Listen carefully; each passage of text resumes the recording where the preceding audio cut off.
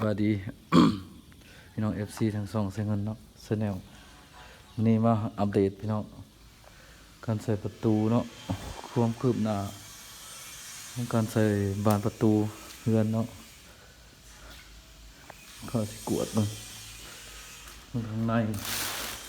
นี่ล่างเรือนเด้อพี่น้องล่างเรือนนี่เอาน้ำมันส่วนมันควันพี่น้องเอ้ยเรือนก็ได้ควันเนี่ยความคืบหน้าครับ ไปได้40-50%เลยเนาะเนี่ยใส่พันประตูหน้าต่าง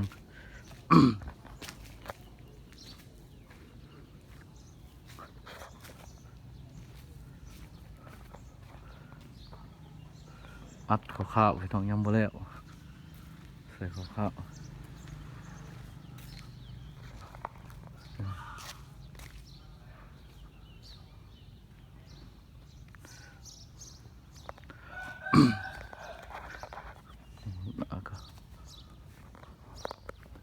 ประมาณนี้พี่น้องเลย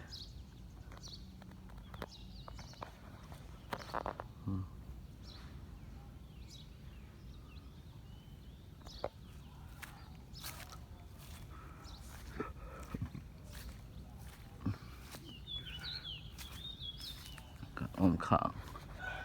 ก็แล้วบ้านประตูตัวนี้ประตูทางหลัง ทางหลังก็สัดเช็ดไปได้ส่วนหนึ่งแล้วเนาะ